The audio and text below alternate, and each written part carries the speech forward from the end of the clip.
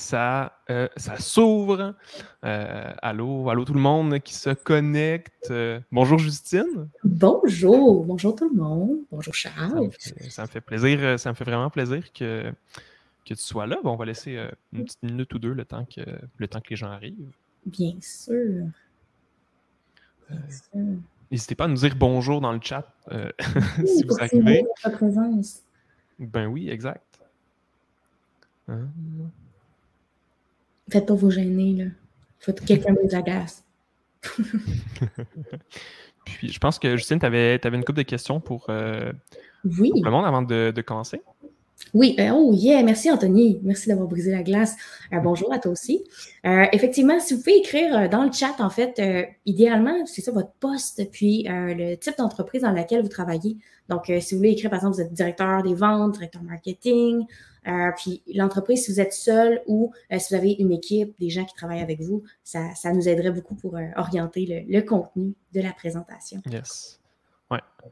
Très cool. Ben, allô à tous ceux qui se connectent, là, Anthony, Leslie, Junior, Luc, on va pas nommer tout le monde, mais mais non, c'est super cool. Vous nous entendez bien, tout fonctionne. Great. On va attendre quelques réponses, puis on va commencer. Plein de monde qui nous disent bonjour. Ah, Nathalie qui dit bienvenue chez moi, accompagnement d'organisation, seul et avec collaboration. Très cool. Isabelle, comptable professionnel agréé à mon compte. Christian, responsable développement des affaires télécommunications. Donc, je suppose que Christian, c'est plus une équipe.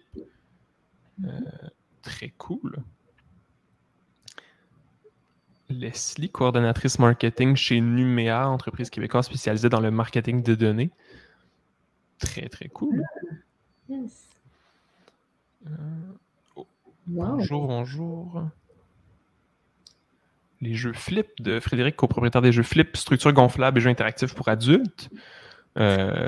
Original, jeux interactifs pour adultes et jeux gonflables. Ça doit être deux clientèles différentes ou je serais curieux d'en apprendre plus. OK, là, il y en a beaucoup. on va en prendre quelques-uns d'autres. OBNL en culture, responsable du développement. Tatiana Saint-Louis qui dit salut. Allô, Tatiana. Conseiller principal communication marketing, on a une équipe en place chez Télécom. Consultance Web Analytics, d'addition indépendante, agence spectacle chez Juste pour rire. Très cool. Conseiller en commercialisation, firme conseil dans l'accompagnement d'entreprises en croissance, une équipe de 5 experts. Bon, on voit quand même que c'est assez varié. On a des gens à leur compte et on a des gens avec des petites équipes surtout. Isabelle qui dit spécialiste marketing gestion de la marque chez Contrôle Laurentide, entreprise en automatisation industrielle. Ah, c'est cool, il y a plein d'industries, ben oui. Ben oui, c'est varié, c'est extraordinaire, c'est génial ça. Très cool. Ben, bonjour à tout le monde qui se connecte et on va démarrer. Je vais aller enregistrement. Enregistrement est parti, parfait. Ben, fantastique. Donc, bonjour à tous ceux qui se connectent et bienvenue dans ce fantastique webinaire qui devrait durer environ 1h, 1h15. On va avoir une grande période de questions à la fin. Et je vais vous partager mon écran. Faites-moi un petit oui dans le chat ou n'importe quoi lorsque vous le voyez, juste pour être sûr que ça fonctionne bien. Ça devrait apparaître. Et voilà. Dites-moi juste un petit ouais, on voit les slides ou non, t'es dans le champ. Quelque chose. Puis, on va démarrer. Premièrement, je vous présente. En fait, je vais te laisser, Justine, te présenter mon invité aujourd'hui, Justine de chez Guépard. Donc, qu'est-ce que tu fais? Qu'est-ce que Guépard fait? Puis pourquoi ce nom si incroyable qui est si près et si loin d'Antilope? Oui, donc c'est quand même une belle occasion de voir l'antilope et le guépard qui sont réunis, pas dans la violence, mais dans la collaboration. Donc, pour moi, c'était extraordinaire comme occasion. Effectivement, donc je suis ce qu'on appelle le guépard en chef chez Guépard Communication. Ce qu'on fait, donc on fait des stratégies de contenu principalement pour les entreprises B2B. Puis on est aussi partenaire HubSpot, donc on implante le CRM et la plateforme de marketing automatisé HubSpot. Donc on travaille beaucoup avec les processus de vente. Puis c'est pour ça qu'on discute généralement beaucoup de lead magnet. Donc c'est un super bon sujet. Puis on est très complémentaire à une entreprise comme celle de Charles Antilope. Donc c'est pourquoi l'antilope et le guépard sont ensemble. Puis, en fait, le nom de l'entreprise, juste pour répondre à ta question, c'est un jeu de mots, en fait, avec mon nom de famille. Donc, c'est les 3 premières lettres de mes 2 noms de famille qui font guépard et ensemble, ça donnait guépard. Donc, j'ai appelé l'entreprise comme ça. Puis, c'est l'idée de la performance aussi, un guépard. Donc, ça court au bon moment. Puis, c'est l'animal le plus rapide au monde.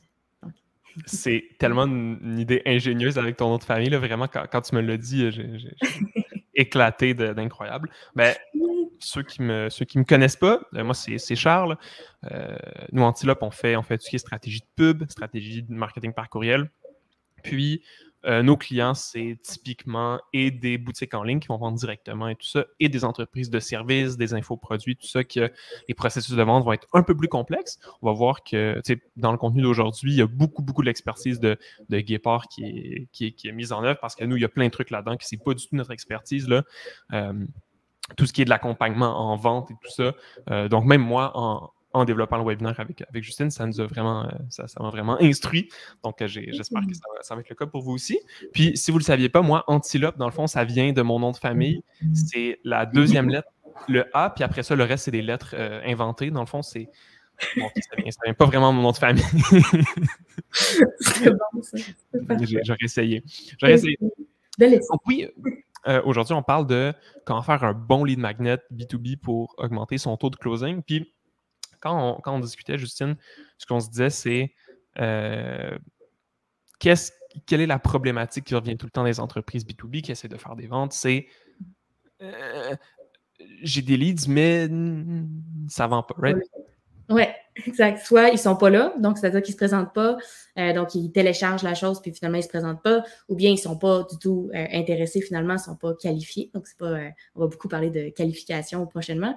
Mais effectivement, donc ça, c'est pas les bonnes personnes, sinon ils ne sont pas prêts. Donc, ils arrivent dans votre entonnoir de vente, puis c'est pas le bon moment du tout, ils n'ont pas le budget, ou qui sont en train de magasiner justement avec un paquet de compétiteurs. Donc, c'est toutes des réalités que probablement que vous avez vécues, puis sachant que la plupart d'entre vous sont en B2B, clairement, j'imagine que c'est des scénarios que vous voyez dans votre quotidien. Vraiment. Puis je suppose que toi, c'est le genre de problématique que tes clients viennent souvent, tes nouveaux clients vont arriver avec cette problématique-là en disant, regarde, c'est bien beau avoir un lead magnet, là, puis j'ai fait un e-book, là, mais ça ne me donne rien, mes clients n'arrivent pas, là. C'est ça, parce que faire le lead magnet, c'est une chose, mais tout ce qui l'entoure, tout ce qui est les stratégies qui vont servir à justement closer les clients par la suite, bien souvent, c'est ce bout-là que les gens connaissent moins. Puis c'est vraiment une des choses qu'on va aborder aujourd'hui. Donc, comment bien entourer aussi votre lead magnet après l'avoir créé. Très, très cool. Mais oui, comme tu le soulignes, en fait, là, le thème du webinaire, c'est comment créer un bon lead magnet, mais en fait, ça ne représente qu'une partie de la recette. Donc, on va voir et comment créer un bon lead magnet, mais aussi après ça, et qu'est-ce qu'on fait après, autant dans le nurturing, qu'est-ce qui se passe après ce lead magnet-là, puis qu'est-ce qui se passe ensuite quand vient le temps de closer, quand vient le temps de transformer des leads un peu intéressés en clients fidèles là, qui sont le plus fans de votre entreprise plutôt que des gens un peu désintéressés. On va voir ça aussi. Premièrement, en commençant par comment créer un bon lead magnet. Voulais-tu rajouter quelque chose? Non. OK. Je suis enthousiaste.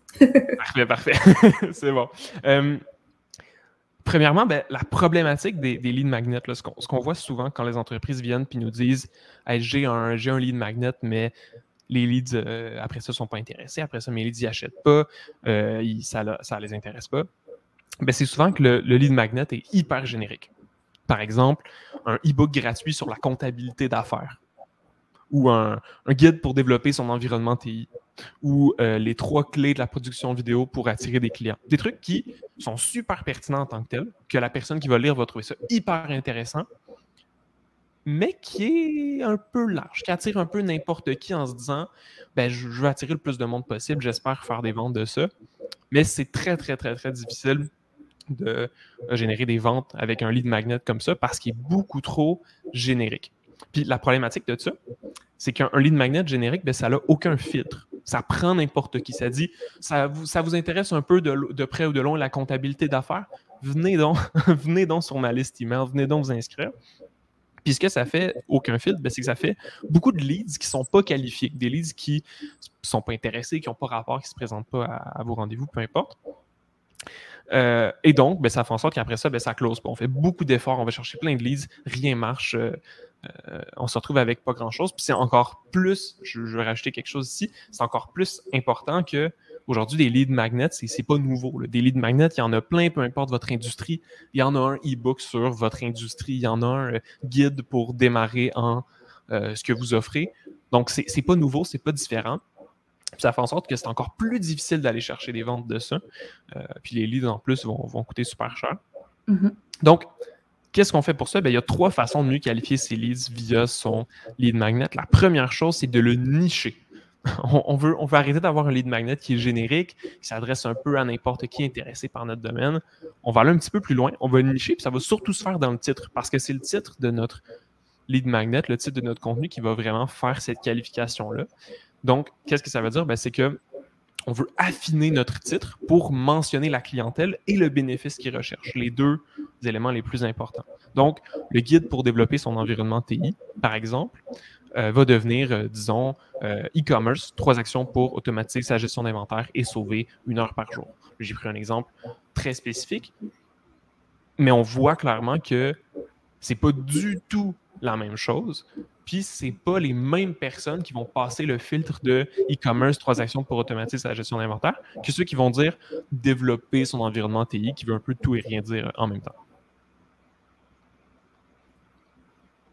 Deuxième chose à faire, la deuxième chose qui est super importante, là, on a niché notre lead magnet, on a vraiment amené un titre puis un concept qui était beaucoup plus spécifique sur la clientèle qu'on fallait chercher. La deuxième chose, c'est de rendre plus difficile l'inscription.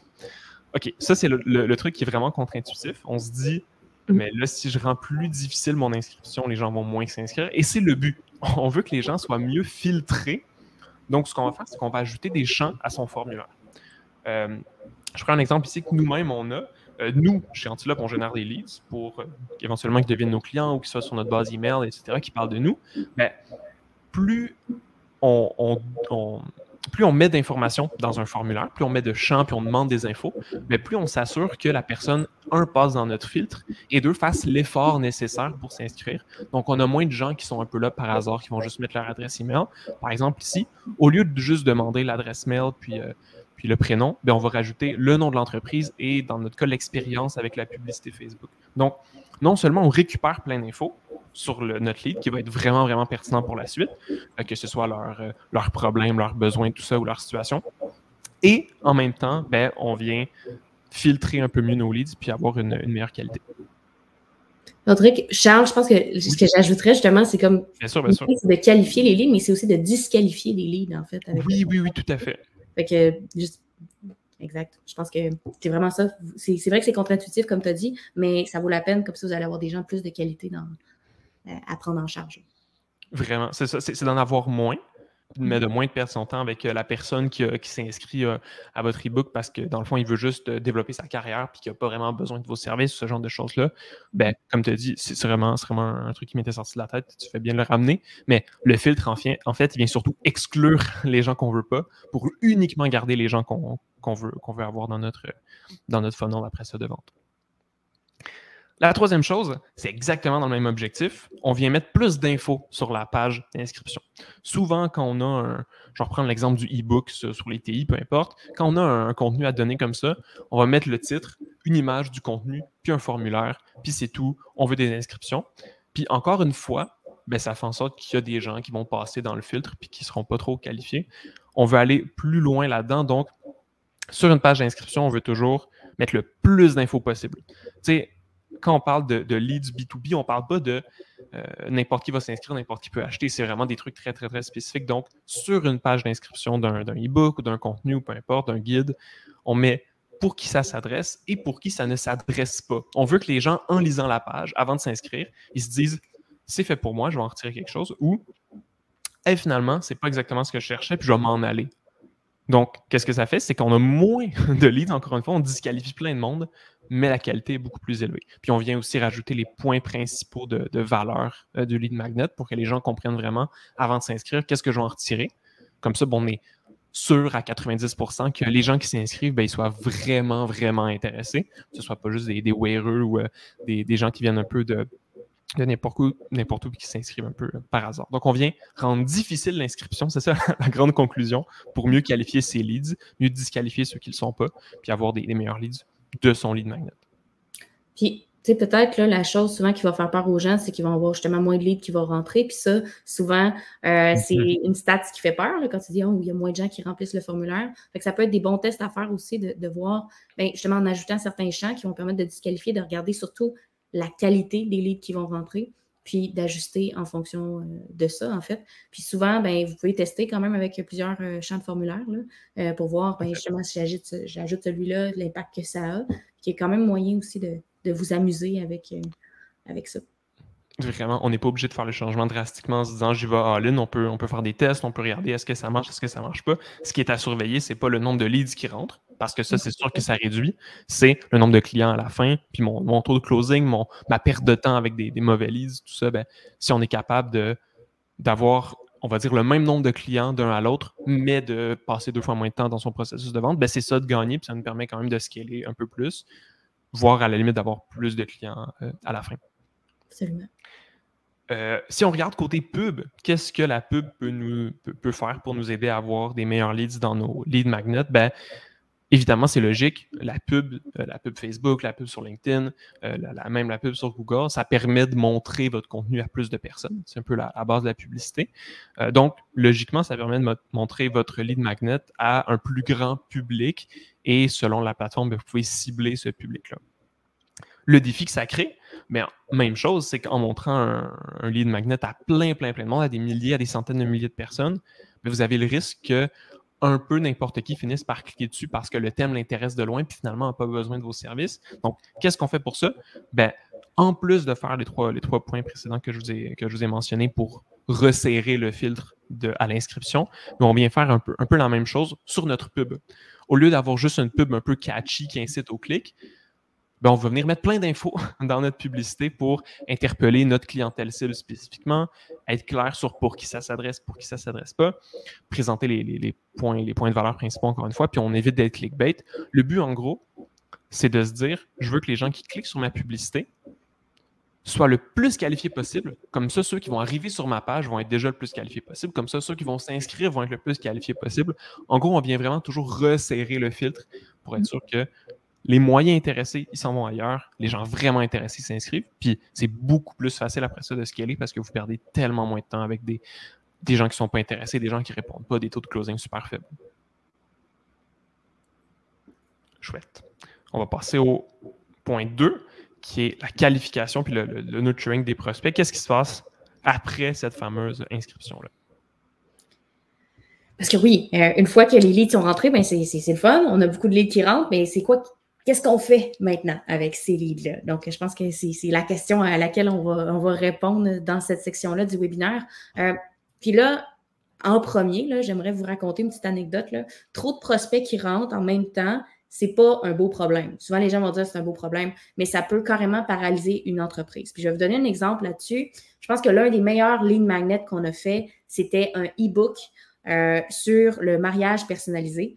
Qui était pour une entreprise qui faisait des objets personnalisés pour le mariage. Ce qui s'est passé, c'est que c'était une entreprise qui avait à peu près comme 1 ou 2 leads qui rentraient par semaine, ce qui n'était pas énorme. Mais quand on a mis le e-book, on s'est retrouvé avec du 50-60 leads par jour qui rentraient. Puis là, écoutez, champagne, on était contents, c'est le fun, on avait un beau succès avec notre lead. Ce qui s'est passé, c'est que l'équipe de l'autre côté ne savait pas quoi faire. Eux autres, il y avait 2-3 leads qui rentrent par semaine, puis seulement, ils en ont 50-60 par jour. Ce que ça a fait, c'est que ça a failli faire sauter la business. C'est-à-dire qu'il y avait tellement de leads qui rentraient et tellement peu de qualifications qui se passaient que ce que ça pouvait faire, en fait, malheureusement, c'est que les gens ne savaient pas, les vendeurs, donc à l'autre bout, ne savaient pas comment réagir. Puis il n'y avait pas de stratégie qui avait été réellement pensée à cet endroit-là. Fait que le meilleur lead magnet qu'on a fait, c'est aussi celui qui a eu le plus d'impact négatif, je dirais, sur une entreprise. Donc, il faut vraiment penser à comment faire les choses. Puis, il faut que vous y pensez avant de créer votre lead, ça. Parce que c'est le fun qui sont rentrés, c'est bien. Mais qu'est-ce qui se passe ensuite est aussi, sinon plus important. Puis c'est là que votre processus de vente rentre en code complètement. Donc, il faut se demander un petit peu où vont les leads.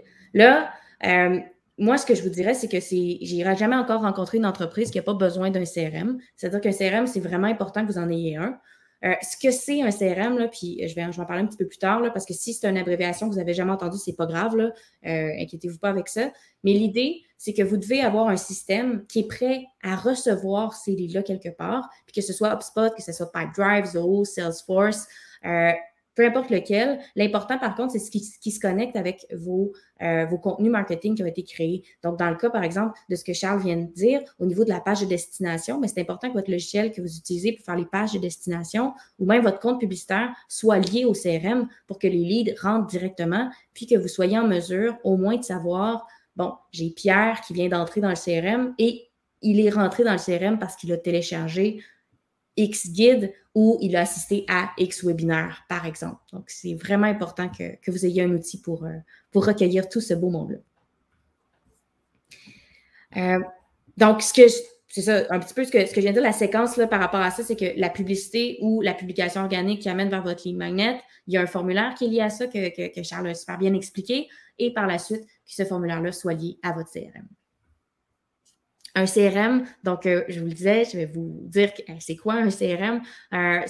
Les abréviations, ils veulent dire Customer Relationship Management. Ce que c'est en gros, là, c'est un système qui vous permet de gérer la relation client. C'est une base de données de vos clients. Et ce qu'on va vouloir faire avec un CRM, généralement, c'est avoir les contacts qui viennent de toutes les sources possibles de création de contacts de l'entreprise qui s'y retrouvent. Donc, autant les gens, par exemple, qui vous appellent, que les gens qui remplissent des formulaires justement sur vos sites web, que les gens qui vous écrivent par courriel ou sur les médias sociaux. On veut que ces gens-là se retrouvent au même endroit pour faciliter ensuite la séquence d'événements qui va se passer, donc le suivi qu'on va faire avec ces gens-là. Donc, à quoi ça sert? À centraliser toutes vos interactions avec la clientèle. Donc, comme je disais, donc, toutes les sources de contacts qui sont possibles doivent se retrouver dans le CRM. Mais ça va vous servir aussi à personnaliser votre expérience client. Parce que je pense que directement, on est capable de voir l'impact que ça a pour une entreprise d'avoir un système CRM en place, mais ça a aussi un impact pour vos clients. Puis là, je vous invite à penser aux dernières fois, vous avez appelé vos entreprises parce qu'il y avait un problème d'Internet, par exemple, puis là, vous avez appelé, Internet était pas disponible, puis vous vous êtes fait déplacer d'un département à un autre au téléphone. Je suis sûre que vous avez des noms d'entreprises en tête, mais ce qui se passe à ce moment-là, c'est que si ces gens-là avaient du moins accès à une base de données qui était unifiée entre départements, ils pourraient savoir qu'est-ce qui a été dit dans l'appel il y a quelques instants, puis ils pourraient mieux communiquer. Donc, c'est ça que vous voulez offrir à vos clients aussi. Vous voulez faire en sorte que s'il y a quelqu'un qui appelle demain pour faire un suivi sur son dossier, bien que n'importe qui dans l'entreprise est capable de répondre à la question parce que vous avez tous les suivis qui sont au même endroit. Ce que ça va nous aider à faire, puis qui est particulièrement crucial quand vous avez un lead magnet, c'est de structurer votre processus de vente aussi. Parce qu'avoir un CRM, ça veut dire aussi que vous avez des étapes claires qui sont liées à votre prospection ou qui sont liées à votre démarchage de clients. Puis d'avoir un CRM, ça vous permet de structurer cette chose-là et d'éventuellement pouvoir automatiser aussi certaines étapes. Donc, ce que je veux dire par là, c'est que si, par exemple, éventuellement, vous avez un prospect qui a téléchargé un lead magnet, puis il vous book une consultation gratuite, bien, toutes ces étapes-là sont identifiées dans le CRM. Donc, vous savez c'est quoi la prochaine étape logique et donc aussi la prochaine étape vers laquelle vous voulez pousser votre prospect. Donc, ce qui est super important dans tout ce qui suit un lead magnet. Et éventuellement, bien, c'est aussi de pouvoir analyser vos données parce que là, tout ce que je dis en ce moment, c'est très, très micro, c'est-à-dire de voir que ce prospect-là a téléchargé tel e-book, il a fait telle chose par la suite, il est allé voir telle page du site web, il a booké une consultation gratuite. Donc, ça, c'est plutôt micro. Mais au macro aussi, c'est qu'éventuellement, vous allez pouvoir voir, ben oui, dans mon CRM, les gens qui ont téléchargé ce e-book-là, c'est des gens qui deviennent un plus gros pourcentage des clients. Donc, ça va valoir la peine que je fasse des actions marketing qui sont de ce type-là, donc qui sont inspirées de ce e-book-là parce que clairement, ça a marché ma qualification que j'ai faite, puis c'est des bons clients. Donc, c'est ces données-là aussi qu'on veut pouvoir aller chercher. C'est vraiment un bon point que tu amènes parce que je pense beaucoup de business aujourd'hui savent ce que c'est. Bon, il faut que je récolte des adresses email, il faut que je fasse un funnel email, il faut que j'appelle machin. Puis beaucoup vont juste faire lancer des spaghettis sur le mur en se disant ouais, j'ai fait un lead magnet, j'espère que ça va m'amener des clients. Puis jamais, ils vont prendre le temps, ils vont savoir comment se poser puis se dire ben, est-ce que ce lead magnet-là a réellement un impact ou est-ce que ces gens-là qui ont téléchargé mon e-book, ils seraient devenus clients quand même s'ils ne l'avaient pas eu? Ben, d'avoir ces données-là, ben, ça permet justement de prendre ces décisions-là puis de savoir est-ce que ce que j'ai fait jusqu'à maintenant a vraiment donné des résultats? Est-ce que ça n'a pas donné de résultats? Est-ce que je devrais pivoter? Est-ce que je devrais persévérer? Fait que c'est très, très... C'est super pertinent ce que tu dis parce que effectivement, puis si vous êtes une entreprise pour laquelle vous avez énormément de contenu, ça vaut la peine aussi de faire cet exercice-là, de regarder vos données puis voir c'est quoi justement vos lead magnets dans l'entreprise qui ont généré le plus de clients. Je vais vous donner un exemple. Nous, en fait, puis je vois la question qui a été posée aussi dans le chat. Personnellement, on utilise HubSpot. C'est sûr qu'on est très fan d'HubSpot là, chez Guépard, mais HubSpot, justement, a fait un exercice il y a quelques années qui m'a beaucoup marqué. Ils ont regardé justement la force d'HubSpot, là, c'est d'avoir des webinaires, justement, des formations, des templates que les gens peuvent télécharger, ce genre de choses-là. Donc, ils ont une grande variété de lead magnets. Mais dans les dernières années, à un moment donné, ils se sont mis à croiser les données pour voir c'est lesquels de ces lead magnets-là qui génèrent le plus de clients au bout du compte. Puis ce qu'ils se sont rendus compte, c'est que c'était beaucoup les templates qui étaient en fait les lead magnets qui généraient le plus de clients qualifiés. Fait que, et les webinaires, d'un autre côté, il y avait beaucoup de gens qui assistaient à leurs webinaires, mais qui devenaient très rarement des clients. Fait que s'il y avait seulement regardé les taux de conversion de base, là, c'est juste de se dire, mettons, c'est quoi notre lead magnet qui est le plus téléchargé? C'était les webinaires. Mais d'un autre côté, quand ils se sont mis à regarder c'est lesquels qui génèrent le plus de clients, c'était les templates. Donc, il y avait un moins gros nombre de leads qui rentraient sur les templates, mais ils étaient plus qualifiés. Donc, ils ont poussé puis ils ont vraiment continué de faire plus de templates à la place, puis ils ont diminué un petit peu le nombre de webinaires. Donc, ça, c'est le genre de choses que si vous avez quand même beaucoup de contenu, que vous pouvez commencer à regarder un petit peu qui va avoir de l'impact puis qui vous donne des informations précieuses pour la suite des choses. Vraiment, très, très, très, très bon point, vraiment pertinent. Et maintenant, là, qu'on sait où vont nos leads, donc ils vont dans un système, puis là, j'ai vu que vous en avez nommé plusieurs, là, c'est génial. Il y a ActiveX, effectivement, qui est super utilisé dans l'industrie automobile. On a vu LeadFox aussi, qui est un joueur québécois passé, qui est super également. Puis Notion aussi, que je vois ici. Mais une fois qu'ils sont rentrés dans votre CRM, c'est qu'est-ce qu'on fait avec eux? Puis ça, moi, ma ligne directrice par rapport à ça, c'est que ça va dépendre de l'endroit où se situe votre ligne magnet dans votre parcours client. Puis, avant, évidemment, de parler de stratégie, il faut se demander si c'est un ligne magnet qui s'inscrit où. Puis, on va parler donc du parcours client ensemble aujourd'hui. Donc, il y a 3 stades, en fait, du parcours de l'acheteur que nous, on utilise beaucoup. En B2B, il faut se dire, là, un parcours de l'acheteur, ça peut être particulièrement long. Mais les 3 stades que vous voyez ici, le stade de découverte, le stade de considération, le stade de décision, c'est des stades qui sont impliqués dans tous les parcours d'acheteurs de n'importe quel produit ou service. C'est juste que la vitesse à laquelle vous allez traverser ces 3 stades-là va être plus rapide ou plus lente en fonction de ce que vous allez acheter. C'est sûr que si vous êtes en train de magasiner une maison, ça va être un petit peu plus long prendre votre décision que si vous êtes en train de regarder laquelle bouteille d'eau vous allez acheter au dépanneur. Donc, c'est des choses qui sont différentes. Typiquement, en B2B, le cycle d'achat va être vraiment plus long. Donc, on peut voir facilement plusieurs mois, plusieurs années, même dans certains domaines. On a plusieurs clients biotech, là, acheter une machine là, qui vaut des centaines de milliers de dollars, là, ça peut prendre des fois plusieurs années avant de le faire. Donc, c'est important d'être conscient de c'est quoi le parcours de l'acheteur de votre produit, de votre service, pour pouvoir créer du contenu à chacune des étapes de ce stade-là.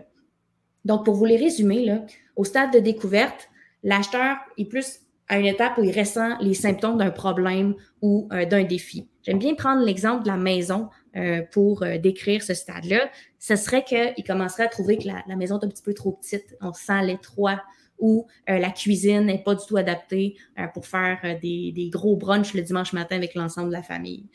Ou il y a un nouveau bébé qui vient d'arriver, puis ça commence à être un petit peu trop petit. Donc, la personne, à ce moment-là, ressent les symptômes, elle cherche à mieux comprendre son problème, mais aussi à identifier si c'est une opportunité, si c'est quelque chose qu'elle veut faire. Puis, c'est à cette étape-là qu'elle décide si ça vaut la peine, finalement, de continuer d'investiguer et d'en faire une priorité ou pas. La considération, bien là, on sait un petit peu plus c'est quoi notre problème, puis on commence à regarder comment on pourrait le régler. Donc, dans le cas d'une maison, à ce moment-là, on pourrait être en train de se demander, bien, est-ce que je veux déménager? Est-ce que je devrais faire des rénovations? Est-ce que je devrais plutôt laisser ça comme ça finalement puis endurer mes problèmes puis prendre une chambre puis avoir mes 6 enfants à l'intérieur. Ça peut être ça.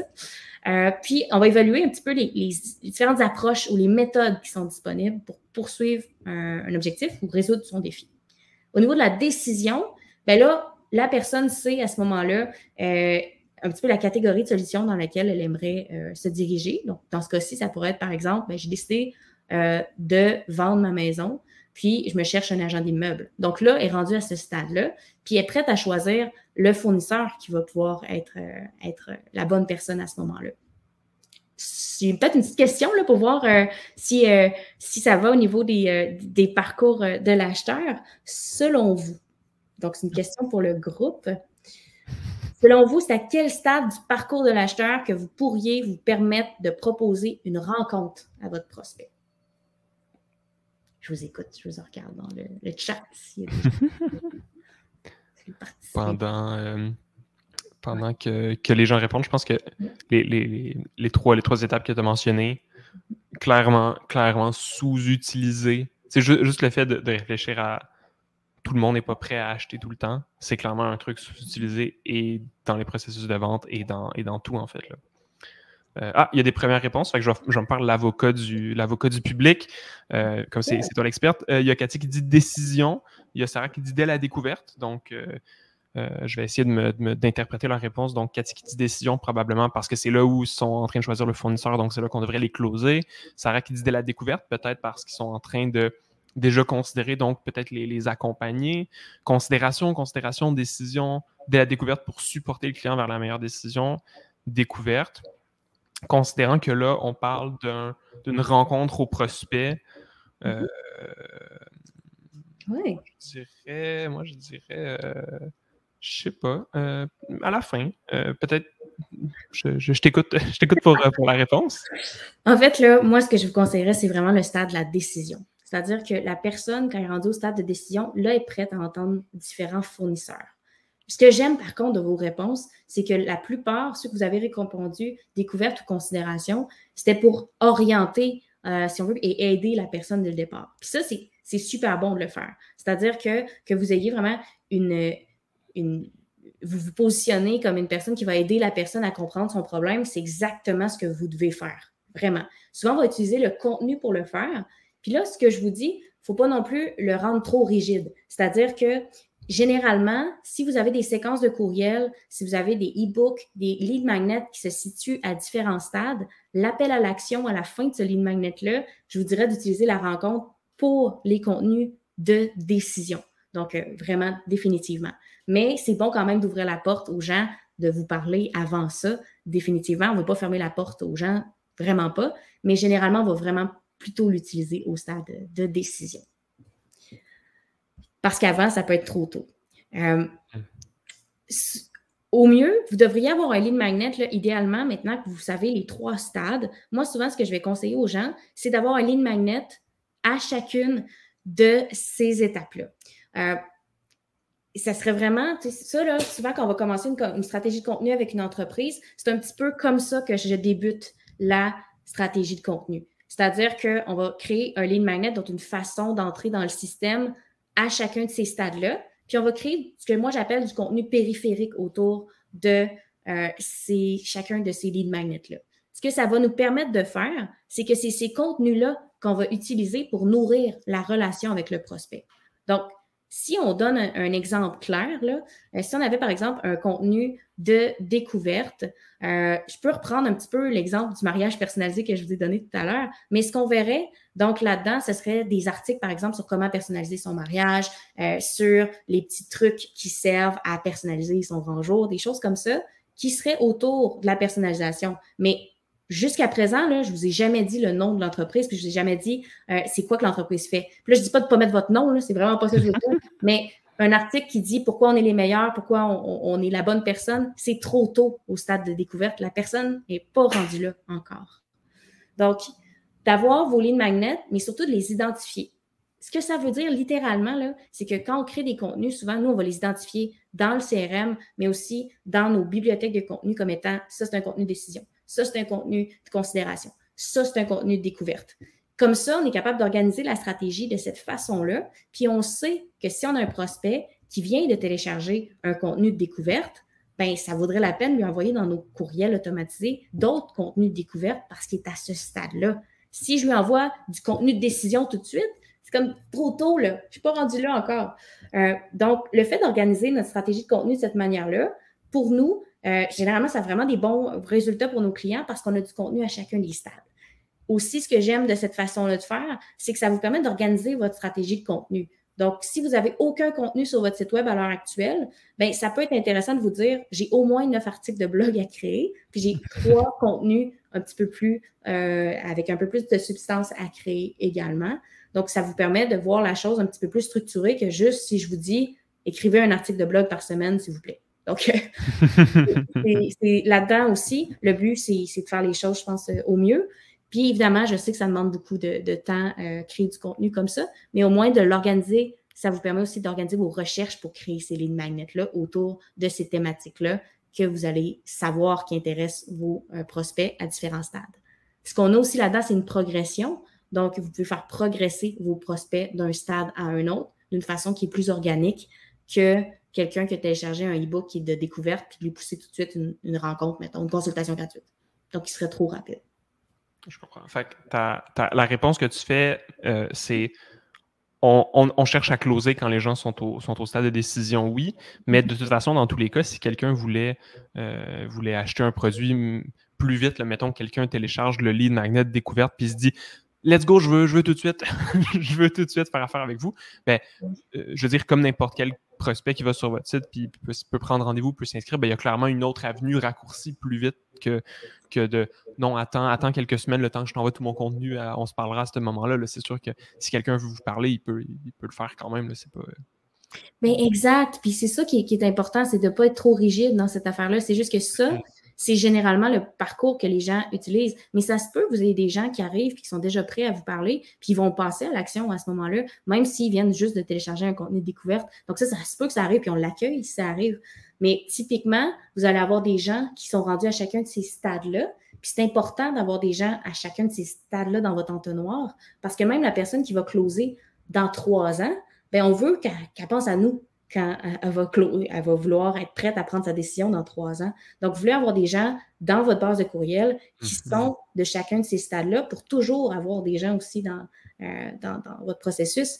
Aussi, c'est une question de bâtir des relations à long terme. Les gens, les premières fois qu'ils entendent parler de votre marque, tu sais, ça, une stat qu'on voit souvent, là, je pense que c'est 7 à 13, là, d'interaction avec une marque avant de passer à l'action, bien, si vous êtes la personne qui, au départ, avait donné de la bonne information, qui était justement sur une industrie ou qui était sur comment commencer à penser à faire son site web, par exemple, des choses comme ça, bien, vous vous positionnez aussi comme une personne qui aide la personne plutôt que quelqu'un qui veut lui vendre absolument quelque chose. Puis ça crée des relations d'affaires un peu plus saines. Puis on le sait, là, en B2B, là, moi, ça me fait rire quand j'entends parler que c'est 2 entreprises. Là, en B2B, là, c'est de l'humain là, au pur. Là. Une décision B2B, là, c'est tellement humain qu'il y en a plein d'humains impliqués dans une décision. Vous avez souvent le PDG, le directeur marketing, le directeur TI qui apparaissent. Donc, c'est que de l'humain dans tout ça.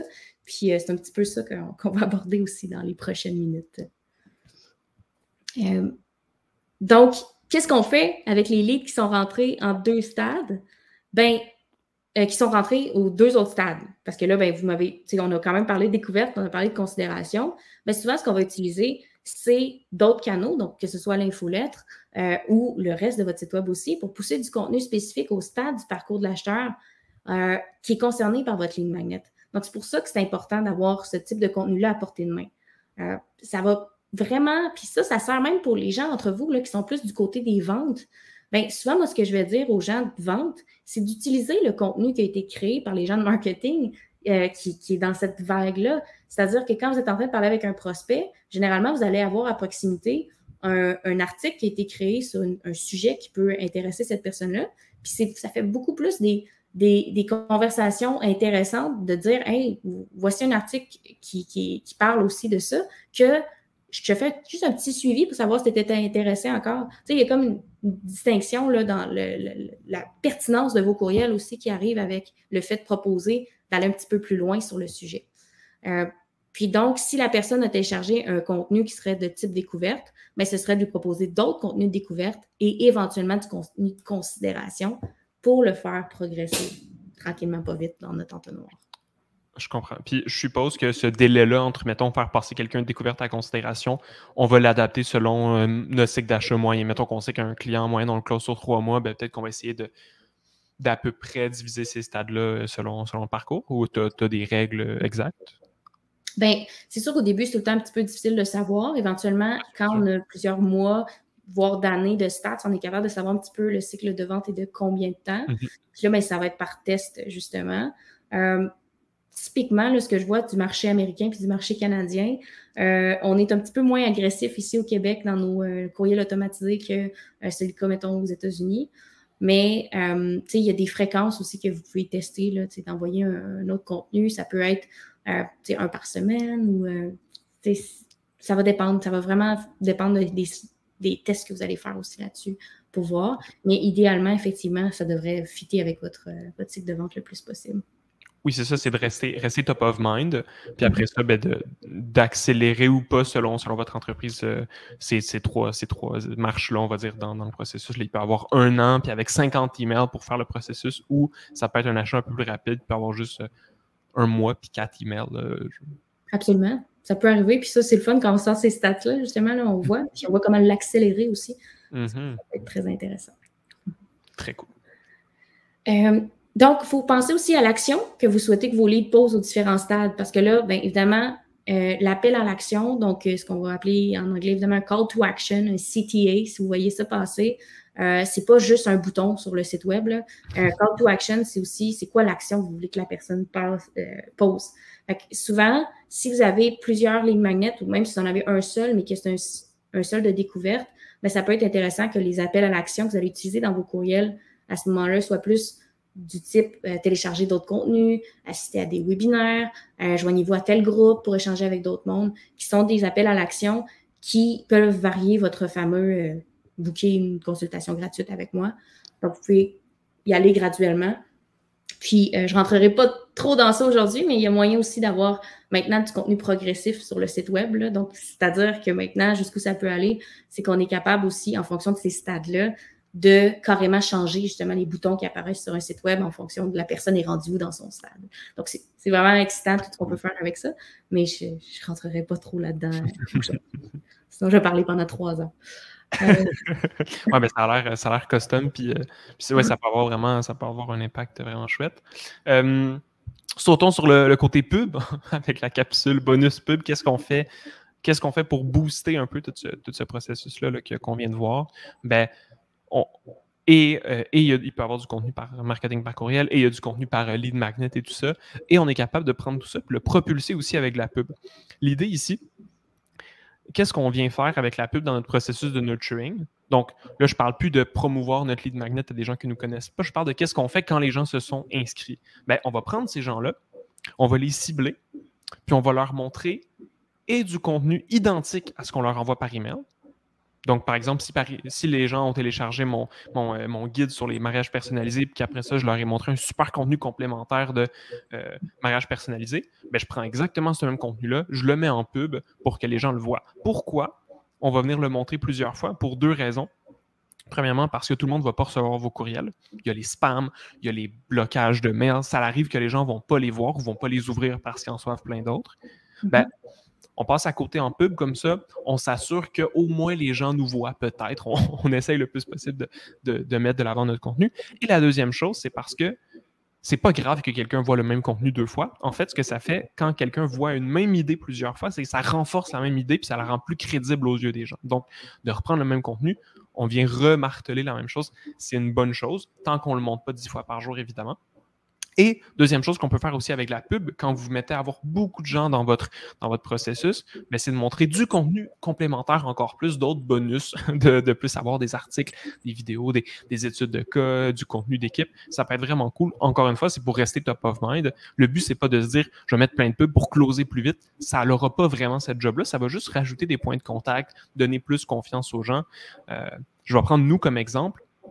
Si vous avez déjà interagi avec de notre contenu, que ce soit sur Facebook, que ce soit sur notre site, vous avez peut-être vu qu'après ça, vous avez des pubs 2-3 fois par semaine de nous avec d'autres contenus, des fois des études de cas, des fois des webinaires, des fois des machins, il y a plein d'affaires.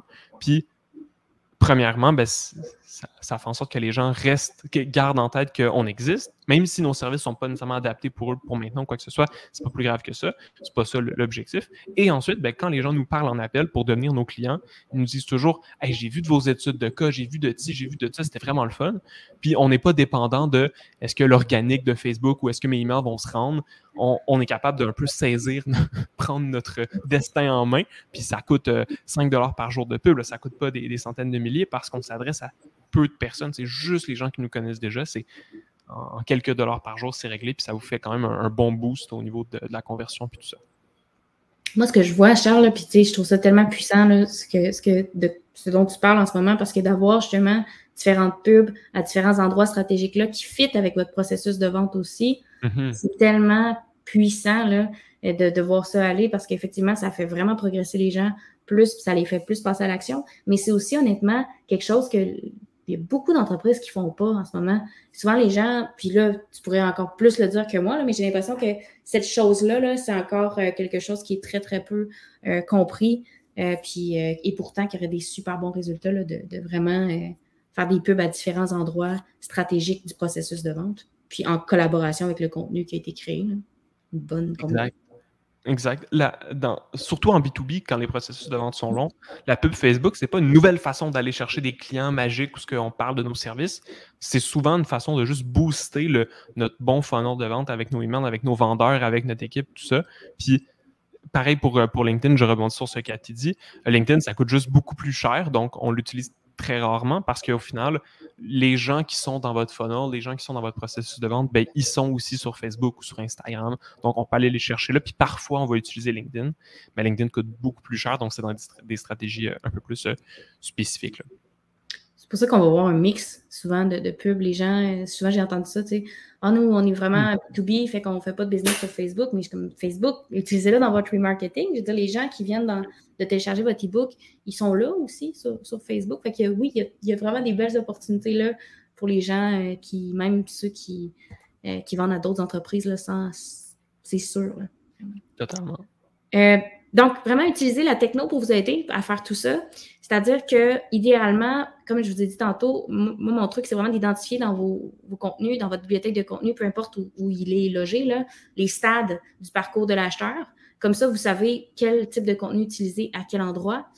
Puis vous savez où vous en manque aussi. Souvent, quand on va faire un audit de contenu, là, on va se rendre compte que la plupart des entreprises ont du contenu de décision, mais très peu de contenu sur les 2 autres stades. C'est ce genre d'exercice-là qui permet de voir les trous dans votre stratégie de contenu. Utilisez les formulaires progressifs. Ça peut être intéressant. Il y a quand même de plus en plus de possibilités à ce niveau-là. Mais si la personne a déjà téléchargé un contenu de votre part, si vous êtes capable d'utiliser des champs de formulaires progressifs, ça veut dire que la prochaine fois qu'elle va télécharger un contenu, ça va lui poser d'autres questions. Donc, vous êtes capable d'aller chercher un petit peu plus d'informations. Ce que je veux dire par là, c'est un exemple de ça, ce serait que la première fois qu'elle a rempli un formulaire sur votre site web, ou votre landing page, c'était écrit donc de mettre son nom d'entreprise. Puis, si par la suite, elle est revenue sur le site web, ben là, on ne va pas lui demander son nom d'entreprise encore, on le sait. Fait qu'on va lui demander plutôt combien de personnes dans l'entreprise, combien il y a de personnes dans votre entreprise, par exemple. Donc là, on va avoir des données un petit peu plus. Ça peut être intéressant, tout dépendant des logiciels que vous avez aussi. Pour répondre à José, c'est avec HubSpot qu'on fait ce type de trucs progressifs-là, mais il y a d'autres systèmes aussi qui peuvent le faire. Ce n'est pas unique à HubSpot. Automatisez vos séquences de courriel en fonction du contenu téléchargé. Donc, si, encore une fois, vous avez des gens qui viennent de télécharger un contenu vraiment de découverte, bien, automatisez des courriels qui envoient d'autres contenus de découverte et sinon, bien, faites-les progresser, considération, puis par la suite, décision. Et idéalement, bien, c'est peut-être d'identifier des critères de lead scoring. Du lead scoring, là, juste pour vous donner quelques détails par rapport à ça, là, c'est sûr que c'est un mot qui fait un petit peu peur là, quand on entend le terme lead scoring. Puis, j'ai quelques petits points sur la prochaine slide. En fait. Ah oui, pardon. Excuse. Il n'y a pas de problème. Donc, au niveau ça vous permet de prioriser vos leads. Puis, sans vous embarquer dans un gros exercice de lead scoring, vous allez comme faire des gros calculs. Là. L'idée, ce serait juste quand même de savoir un petit peu qu'est-ce qui, pour vous, est positif ou négatif pour un lead. Ce que ça veut dire, c'est que des signaux d'intérêt qui ont été donnés, ça donne plus de points qu'un autre. Puis ça vous permet de prendre en charge les leads qui ont le plus de potentiel au moment. Parce que, on se souvient au début, quand je vous ai dit que d'avoir trop de leads qui rentrent, c'est pas un beau problème nécessairement. Après, c'est qui tu contactes en premier dans ces gens-là aussi? Avec qui que tu fais des stratégies? Bien, ça, c'est une autre question. Fait que l'idée d'utiliser du scoring, c'est juste de vous dire lesquels je vais prioriser. Puis, il y a effectivement des lignes magnètes ou des actions que vos leads posent qui sont des indicateurs qui sont rendus plus loin. J'ai mis un exemple ici. La personne qui télécharge, par exemple, un template de cahier de charge pour créer un site web devrait théoriquement avoir un score plus élevé que la personne qui a fait un quiz, mettons, sur votre site web pour savoir si son entreprise aurait besoin d'un site web. Vous voyez la progression là-dedans? La personne n'est pas rendue dans le même mindset. Quelqu'un qui veut télécharger un cahier de charge, c'est une personne qui est prête à parler à un fournisseur pour faire son site web. Donc ça devrait être le lead que vous priorisez en premier par rapport à quelqu'un qui est rendu ailleurs dans son processus. Très, très cool. Un autre point que je vois souvent, puis là, ceux d'entre vous qui font partie des équipes le voient probablement, là, la personne au marketing qui dit « Hey, je t'envoie plein de leads qualifiés, puis tu les prends pas en charge. » Puis la personne aux ventes qui répond « Mais comme les leads que tu m'envoies ne sont pas qualifiés. » Ça, là, c'est comme, tu sais, pour travailler avec beaucoup, beaucoup d'entreprises qui ont des départements des deux, là, c'est comme l'éternel débat. Là, c'est la chose qu'on entend tout le temps. Puis la solution à ça, là, c'est un alignement vente et marketing. Ce que c'est, là, c'est carrément de vous asseoir là, avec la personne aux ventes, que ce soit directeur marketing, directeur des ventes. Idéalement, faites-le avec l'équipe au complet qui sont dans ces deux départements-là. Mais c'est de définir clairement le moment où votre lead passe d'un département à un autre. Puis c'est là qu'on va souvent utiliser les termes SQL et MQL que vous avez peut-être déjà entendu. Puis quand je parle de SQL, je parle pas de base de données SQL, parce que souvent les gens, ça les mêle. Mais je parle vraiment de Sales Qualified Lead et de Marketing Qualified Lead. Puis inquiétez-vous pas, je vais les définir à l'instant, ces termes-là. C'est lié en fait au cycle de vie d'un lead. Donc, tu peux peut-être mettre la slide suivante. Ah oui, est-ce qu'elle a changé? As-tu le tableau? Non, moi je vois la solution encore. Terrible, terrible. Je vais arrêter mon partage, je vais le recommencer rapidement. Ah non, ça, là, elle est là. Ah, tu l'as? Oui, elle est là. C'est bon, j'ai rien dit, continue. Voilà. Merveilleux, merci. Donc, souvent, je vous l'ai mis un petit peu comme ça pour faire vraiment le lien avec ce que je venais de dire au niveau du parcours de l'acheteur puis de votre stratégie de contenu qui est en place ou celle que vous avez l'intention de créer. Typiquement, quelqu'un qui va être plus au stade de découverte, ça va être quelqu'un qui va être un abonné ou ce qu'on appelle un lead. Puis vous voyez une progression là-dedans. Typiquement, les leads qui sont aux étapes découverte, considération, donc jusqu'à Marketing Qualified Lead, sont des gens qui sont pris en charge par le département marketing. C'est-à-dire tout ce qui est la création de contenu, les automatisations de courriels. Donc ça va être vraiment au niveau du marketing. Un Marketing Qualified Lead, là, ce que ça veut dire littéralement, c'est quelqu'un qui est prêt à recevoir des actions marketing et qui participe à certaines actions marketing. Ce que je veux dire par là, c'est que si vous, en ce moment, par rapport à nous, vous êtes des Marketing Qualified Lead parce que vous êtes inscrit à un webinaire sur un sujet qui concerne nos deux entreprises, donc vous seriez à cet endroit-là. Le moment où vous devenez un Sales Qualified Lead et le moment où le département des ventes, vous pouvez leur dire « c'est dans ta cour en ce moment de dealer ça », c'est le moment où la personne rentre en décision, donc à l'étape de la décision. Donc, typiquement, ce qu'elle va consommer comme contenu, ça va être plus justement, tu vois, de vouloir avoir une démo, une consultation gratuite, un comparatif des différentes entreprises. Ça, on le voit beaucoup en software, ça, tout ce qui est des comparatifs de logiciels, par exemple, ce genre de choses-là. Là, vous allez proposer des consultations, des rencontres, puis là, ça va être dans votre cours, les gens qui sont aux ventes, d'agir à ce niveau-là. Une personne qui est Sales Qualified Lead, donc c'est une personne qui est prête à discuter avec le département des ventes. Une opportunité, c'est quelqu'un qui a dit clairement « je veux une soumission » ou « je veux faire affaire avec vous ». C'est quelqu'un qui a vraiment démontré un intérêt clair à faire affaire avec vous. Puis, par la suite, donc, devient client et éventuellement, ce qu'on souhaite, des ambassadeurs. Et là, ça redevient la responsabilité des deux départements parce qu'il y a des stratégies marketing à faire avec nos clients, mais il y a aussi des stratégies de vente. Donc là, je sais que ça fait beaucoup d'informations. peut-être que la prochaine slide, je m'y pencherai pas trop, mais si vous avez accès aux documents, par la suite, je vous ai juste mis des exemples de définitions généralement qui arrivent quand on fait un exercice d'alignement vente et marketing. C'est juste qu'il faut prendre chacun de ces stades-là puis mettre carrément des choses qui sont validées, qui sont vérifiables, des faits sur chacun de ces stades-là.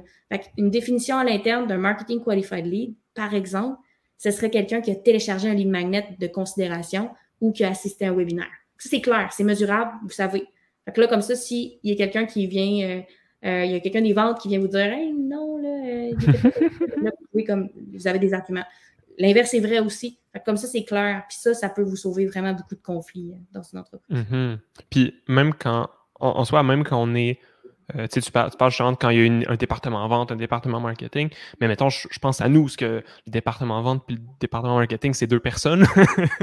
On n'est pas beaucoup, puis je pense que c'est pareil pour certaines personnes dans le chat, mais même si vous êtes une personne qui vous occupe de tout, ça reste que d'avoir ces définitions-là puis de savoir quand est-ce que quelqu'un passe de marketing à vente, bien, ça vous permet de savoir qu'est-ce que je devrais faire avec cette personne-là, comment ça devrait être quoi mon approche. Ce serait complètement contre-productif de recevoir quelqu'un qui nous dit hey, « j'aimerais ça avoir une soumission, j'aimerais ça en apprendre plus sur vos services », puis lui dire ben, avant ça, si tu veux, tu peux aller lire notre article de blog sur Découvre l'industrie de machin.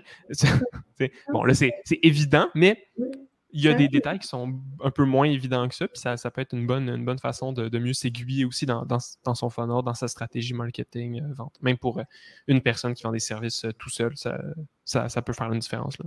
Ah, totalement. C'est un bon exercice de faire. Prenez chacun de ces stades-là, puis posez-vous la question, c'est quoi que ça veut dire pour mon entreprise? Même si vous êtes seul, même si vous êtes 30, si vous êtes 50, 100, ça vaut vraiment la peine de prendre quelques minutes pour faire ça. Ben, je vais dire quelques heures là, pour faire ça, parce que vous allez voir, ça va s'obstiner. Ouais, plus que vous êtes, plus que ça se peut que ce soit long s'il y a des gens pas d'accord, mais vous pouvez vous obstiner avec vous-même aussi, c'est certain. OK.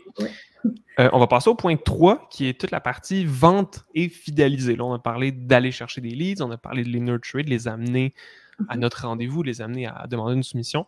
Là, on va voir qu'est-ce qui se passe après. Donc, comment qu'on close ces personnes-là. C'est ça, parce que bon, on a parlé de où il allait, on a parlé de ce qu'on faisait après, mais là, ben, c'est ça, comment on close ce monde-là, comment on génère des profits avec ça.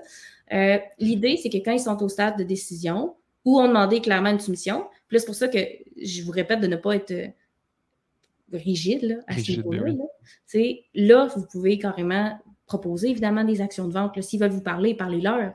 S'ils veulent une démo, ça se peut que vous ayez dans votre processus une démo qui est prévue. Ça arrive vraiment souvent si vous avez un logiciel ou des études de cas. C'est le type de contenu que là, vous pouvez utiliser aussi à cette étape-là. Fait que tout ce qui est présentation de l'entreprise, souvent, c'est beaucoup sur le site web qu'on va retrouver, sur les pages principales du site web qu'on va retrouver ces choses-là. Puis, ou que ce soit des comparatifs de logiciels ou de fournisseurs de services.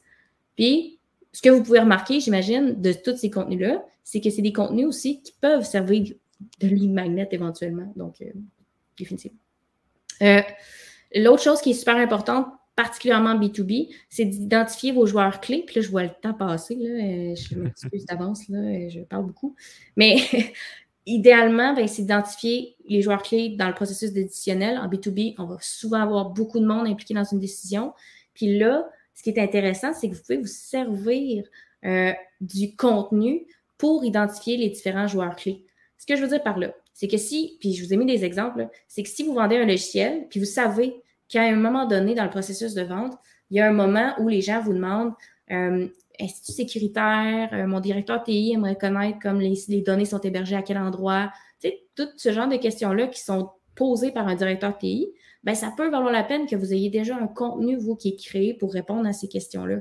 Mais ce que ça veut dire aussi, c'est que si vous avez quelqu'un qui télécharge spécifiquement cette chose-là sur les specs de votre logiciel, par exemple, bien, vous pouvez, avec confiance, savoir que c'est probablement quelqu'un qui est du département TI. Donc, on a parlé en tout début de webinaire de comment utiliser, comment qualifier les gens avec votre formulaire, mais vous pouvez aussi utiliser le contenu pour qualifier les gens aussi. En fonction de ce qu'ils vont avoir téléchargé, ça vous permet de savoir un petit peu c'est qui la personne. Puis ça, clairement, avec vos personas, puis le parcours de l'acheteur dont on a parlé tantôt, vous allez pouvoir savoir c'est quoi le type de contenu qui ça vaudrait la peine de créer pour ces gens-là. Puis ça, utilisez les gens au ventre le plus possible pour ça. Parce que eux, c'est souvent les gens qui savent c'est quoi les questions qui arrivent vers la fin, qui sont posées, c'est qui les gens qui sont impliqués. Fait que ça peut être intéressant de déjà prévoir du contenu à ce niveau-là. Puis, même chose, mais devenez comme l'allié de votre personne à qui vous parlez, de votre prospect. Si vous avez, par exemple, un directeur marketing, vous savez que lui, il va devoir présenter à son CEO puis à ses autres directeurs votre plan e-commerce, mettons, bien, équipez-le, tu sais, déjà de contenu pour le faire. Fait que ça peut être des templates de présentation. Tu sais, ça a l'air niaiseux, là, mais on a déjà créé des templates de présentation qui présentaient comme tout un software. Puis la seule chose que le directeur marketing avait à faire, c'était comme mettre sa photo, mettre son logo, puis ces choses. Fait que lui, il arrivait là, devant son boss, là, il avait comme sa présentation déjà faite de son projet. Il était super content parce que ça venait d'y gagner du temps. Puis nous, on était super contents aussi parce que ça l'aidait à nous vendre à l'intérieur. Puis si vous faites du B2B, c'est sûr que vous avez ces dynamiques-là à l'interne. Fait que ça peut être intéressant d'identifier les places où vous pouvez créer du contenu pour faciliter cette relation-là entre les différents joueurs qui sont impliqués dans une transaction. Très, très, très cool. Très, très pertinent. Je pense que beaucoup oublient, surtout dans un processus qui est super complexe. Oh, question! Oui. Y aura-t-il un replay quand je suis dans un train? Oui, il va y avoir... Oui. Oui, hein, les gens, vous allez recevoir l'enregistrement par demain. Vous allez le recevoir demain, yes.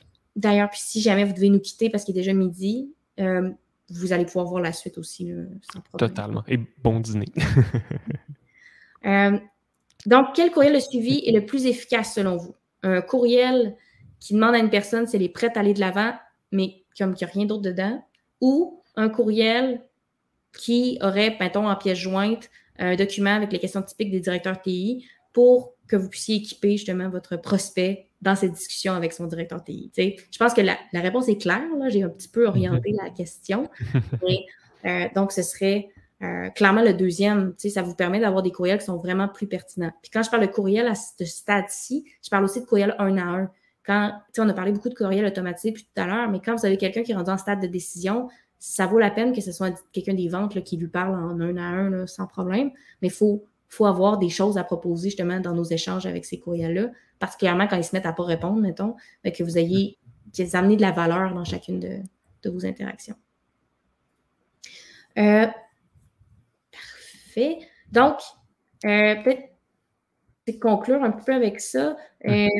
Fidéliser, ben, on ne vous apprend rien si on dit que vos clients existants, c'est votre plus grande source d'opportunités commerciales. C'est vrai, c'est vraiment vrai. Puis là, ce qui est intéressant, c'est par contre qu'avec l'entonnoir, on a tellement mis de l'avant l'entonnoir, puis cette vision-là des choses, que ça arrête. En bas, il y a comme une fin, puis c'est la vente. Mais en fait, c'est pas vrai, ça. Il y a beaucoup de choses qui se passent après, puis il y a encore beaucoup d'opportunités qui sont liées à votre personne qui a traversé l'entonnoir au complet.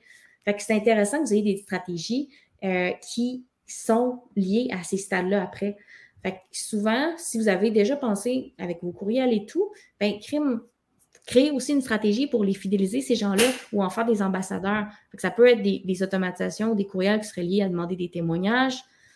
Ça peut être aussi carrément de créer une expérience client super bien accompagnée. Ça, on va le voir, des séquences de courriel d'onboarding, là, c'est vraiment le fun. Là. Si la personne, mettons, vient de commencer à utiliser vos services, qu'elle ne sait pas trop comment ça se passe, ça peut être intéressant qu'elle reçoive un courriel qui lui dit « Hey, dans notre équipe, mettons, ton chargé de compte, c'est telle personne, voici comment la contacter. » Ou si vous avez un software, un logiciel, mais c'est sûr que c'est encore plus évident, mais avec des différentes choses qu'ils peuvent faire dans le logiciel pour paramétrer la chose. Mais honnêtement, dans toutes les industries, vous pouvez voir comment est-ce que je peux encadrer mon nouveau client qui vient d'arriver, puis faire en sorte qu'il se sente vraiment accompagné là-dedans. Ça peut être des bons contenus à créer. Sinon, ben carrément, maximiser l'utilisation de vos services ou de votre produit, avec des bases de connaissances, des guides d'utilisateurs. Ça aussi, ça peut être des bons contenus à créer qui sont téléchargeables sur le site web. Faites des promotions spécifiquement pour eux, organisez des événements spécifiquement pour les clients, continuez de les aider avec votre contenu que vous créez pour vos prospects, mais mettez-y une petite twist client. Fait que, si, par exemple, vous avez tout le contenu qu'on a parlé tantôt que vous créez pour vos gens, puis que vous avez carrément créé ce contenu-là, ben, vous pouvez l'utiliser aussi pour vos clients, mais ajuster le message, la manière dont vous allez le présenter dans vos courriels. Vous allez vraiment le présenter comme étant pour, que vous savez que c'est vos clients plutôt que les inscrire dans une infolette qui serait super générique. Tu sais, ça, souvent, c'est juste des petits tweaks dans le texte qui vont faire en sorte que ça, c'est notre infolette pour tout le monde. Ça, c'est notre infolette pour nos clients. Puis il y a quelques petites affaires qui varient, mais qui se sentent justement considérées. Puis eux autres aussi trouvent ça intéressant de continuer à apprendre sur l'industrie. Je vais vous donner un exemple. Nous, on implante HubSpot, mais les gens, une fois qu'ils ont implanté HubSpot, ils aiment ça, savoir les nouveautés HubSpot. Fait que, tu sais, souvent, on a beaucoup de gens qui nous demandent de recevoir nos nouveautés HubSpot parce qu'ils veulent continuer d'en savoir plus sur le logiciel qu'ils viennent d'acheter. C'est logique, en fait, là. Fait que négligez pas cette portion-là. Proposer des produits complémentaires, évidemment. Tu sais, si on acheté une chose, ils pourraient être intéressés à l'autre. Puis, d'avoir des programmes de récompense ou d'affiliation. Ça fait beaucoup, là. Il y en a beaucoup. Puis ensuite, c'est de choisir qu'est-ce qui fait du sens aussi pour votre industrie, pour votre entreprise, pour ce que vous avez en place. Mais un affaire dans cette liste-là est mieux que zéro, c'est certain. Puis c'est sûr que ça a un impact. Là. C'est clair. Puis là, en ce moment, mon but, là, c'est de vous donner plein d'idées pour que vous repartiez. Puis j'espère que c'est un petit peu ça, ce qui se passe en ce moment dans votre tête, de comme, hey, oui, je pourrais faire ça, ça serait intéressant. L'autre effet que je veux pas avoir, c'est comme, mon Dieu, qu'il y a des affaires à faire. Puis allez-y comme une chose à la fois. Là, là, je vous donne beaucoup d'idées, beaucoup de choses. Là, puis on vous parle de plein de stratégies. Là, mais allez-y, un morceau de puzzle à la fois. Là. Déjà, ça va faire une différence. Mais peut-être, c'est ça. Si vous identifiez clairement vos contacts, donc, encore une fois, avec leur parcours d'acheteur, leur cycle de vie que je vous ai présenté tout à l'heure, ben, ça va être vraiment plus facile pour vous, justement, de créer des stratégies spécifiques pour faire passer une personne d'un stade à un autre, de diffuser vos contenus de la bonne façon aux bonnes personnes, fait que, d'adapter votre message en fonction de la personne qui est dans votre CRM, en fonction d'où elle en est, mais aussi, justement, si c'est un client, les faire progresser d'un stade à un autre, puis d'augmenter éventuellement vos ventes. Donc, c'est ça le but, hein? On veut générer de l'argent avec ça, évidemment. Oui, ce serait mieux, sinon ça va faire beaucoup d'efforts pour peut-être pas grand-chose, sauf si votre objectif est différent, puis c'est bien correct aussi. Dernier petit bonus pub pour cette troisième partie-là. On a vu et comment closer la vente et comment ensuite capitaliser sur nos clients pour continuer à garder une relation avec eux, puis pas juste se dire « OK, c'est mes clients, je les mets dans mon bucket de clients, puis je les abandonne là, puis je les laisse jouer avec mon service, puis c'est tout. » Ben, c'est pareil avec la pub, on peut continuer, on peut prendre le contenu qu'on a à leur proposer, le contenu d'onboarding, tout ce genre de choses-là. À nos nouveaux clients, on leur propose ce contenu-là par de la pub. C'est très facile à cibler, ça peut avoir des excellents résultats, puis ça aide les gens engagés avec votre produit ou votre service, surtout quand c'est comme un logiciel ou un service qui est à la demande du client. Mais le fait de continuer à être dans top of mind, bien, ça fait en sorte que la personne ne va pas se désinscrire de votre logiciel parce qu'il a arrêté de l'utiliser pendant 3 mois. Mais là, avec les emails, avec la pub, vous êtes resté dans sa tête, puis il a pris l'habitude de l'utiliser au lieu de l'oublier, par exemple. Et ben, si les gens viennent pour prendre rendez-vous, puis finalement, vous ne les closez pas, ou que finalement, ils vont chez un compétiteur, ben, évidemment, vous le savez peut-être, ça ne veut pas dire pour autant qu'ils sont complètement morts pour vous. Ça se peut que dans 1 an, dans 2 ans, ils reviennent parce qu'ils se disent ah, finalement, le compétiteur, c'était moyen, puis je préfère travailler avec vous, ou c'était pas le bon moment pour eux en ce moment, mais dans 1 mois ou 2, finalement, ça l'est. Ben, évidemment, de ça, il y a du suivi 1 à 1 de votre équipe de vente. Là, vous le savez mieux que moi. Si quelqu'un n'est pas intéressé, mais dit hey, je vais peut-être l'être dans 1 mois, ben, relancez-le, évidemment. Mais pareil avec la pub, on peut rester devant lui avec des études de cas, des témoignages clients pour essayer de redonner des arguments peut-être qu'on n'avait pas donnés dans notre pitch ou dans notre contenu. On essaie de continuer à être présent aussi avec du contenu, puis éventuellement, si on a des offres spéciales, des promotions qui pourraient peut-être finalement les faire décider, bon, on peut les mettre de l'avant aussi avec la pub. L'idée, encore une fois, c'est d'être là. Ça coûte super pas cher. Ça ne demande pas grand-chose. Puis ça peut amener des super résultats. Totalement. C'est vraiment des bons trucs. Vraiment. Yep. Et on arrive, et oui, avec seulement 8 minutes de plus que notre heure. Là. Donc vraiment, on avait beaucoup de contenu, puis on s'est dit peut-être qu'on va vraiment dépasser. Finalement, on s'en est vraiment bien sorti. On arrive à la période de questions. Donc...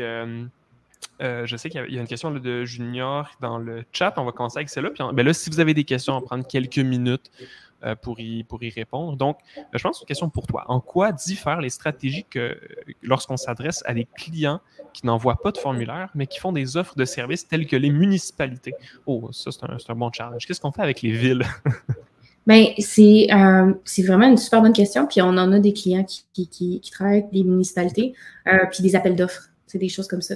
Souvent, ce qui va être intéressant de penser à la stratégie, c'est un peu de se ramener encore une fois à notre parcours de l'acheteur, mais surtout à la dernière portion de ce que je viens de dire, c'est-à-dire sur les documents ou les contenus que vous pouvez créer pour influencer les joueurs à l'interne. Fait que souvent, c'est des contenus que peut-être vous ne verrez pas passer sur le site web jamais. Vous ne savez pas qu'ils existent, mais que les gens aux ventes vont utiliser puis envoyer ça à leurs contacts dans la municipalité. Fait que ça peut être justement des guides qui répondent aux questions courantes. Ça peut être des vidéos qui expliquent ces questions-là aussi. Ça peut être des webinaires très spécifiques. Ça fonctionne quand même bien aussi avec les municipalités, là, des webinaires. Fait que, ça peut être des événements. Puis encore une fois, c'est très niche, là, on s'entend. Dans un webinaire qui s'adresse à des municipalités, mettons, sur un sujet très, très précis, ça se peut que vous ayez comme 5-6 personnes qui soient là, mais que ces 5-6 personnes-là, ça soit des joueurs vraiment clés. T'sais, s'ils sont là, ça revient au début, ce qu'on disait, c'est des gens qui sont ultra qualifiés. Fait que c'est juste trouver des façons de répondre à leurs questions, puis créer des opportunités d'entrer en contact avec eux avec ces réponses-là. Ce serait ça. Très, très cool. Tatiana qui demande, travaillez-vous souvent en collaboration? Ben, en fait, juste pour le nom, on veut le faire le plus possible, juste pour dire qu'il y a comme une entreprise a 2 fournisseurs qui sont reliés à la savane, c'est vraiment très drôle. Mais oui, on a commencé à discuter de ça. En fait, pour nous, il y a des moments où ça vaut la peine de faire la pub avec une agence, puis il y a des moments où ça ne vaut pas la peine. Là. Je prends l'exemple de si vous avez une équipe de vente, puis vous dites, hey, j'aimerais ça faire un tout petit peu de pub bien simple, puis mettre le minimum de budget, genre 5$ par jour, ben ça ne sert strictement à rien d'engager une agence comme nous, puis de nous payer 3000$ par mois, puis mettre 150$ par mois de budget. Aucune chance que ça vaille la peine. Puis même moi, il y a des clients qui viennent nous voir dans ces optiques-là, puis je leur dis, ben regarde, ça ne vaut pas la peine pour le moment. C'est mieux que quelqu'un à l'interne chez vous le fasse, même si ce n'est pas parfait, ce n'est pas bien grave. Ça va vous amener vos premiers petits résultats. Puis du moment où ben là, le processus de vente, ça commence à rouler. J'ai beaucoup de contenu, je veux le mettre de l'avant, je vais aller me chercher plus de leads. Puis là, ben, je suis prêt à investir un peu plus de budget. Et dans ma pub, ben là, ça vaut la peine de le déléguer à une agence comme nous. Puis c'est là où la complémentarité de nos services est vraiment, vraiment pertinente. Cela dit, je pense que si pour une entreprise qui a un processus de vente et qui est pas sûr de comment implanter un CRM, comment développer sa stratégie de contenu, la première étape, c'est de parler à Justine avant de venir nous voir. Mais avec plaisir, on collabore ensemble. On est tellement complémentaires. Puis comme je vous dis, des stratégies où la pub, puis des stratégies de marketing par courriel, puis des stratégies de vente aussi, d'impliquer le département des ventes seraient impliqués. Là. Moi, je pense que ce serait la bombe. Là, vraiment. Le guépard et l'antilope, là, totalement vont dominer la savane. Justement, Tatiana, qui donne l'exemple de j'ai full de contenu sur de multiples plateformes, j'aimerais optimiser mes funnels. Travaillez-vous au niveau de l'optimisation SEO également si on fait une grosse stratégie organique plus pub? Ben, dans tous les cas, si jamais il y a d'autres éléments intéressants, on connaît des partenaires si jamais c'est. C'est pour ça que ce serait à discuter du cas par cas, évidemment. On s'entend.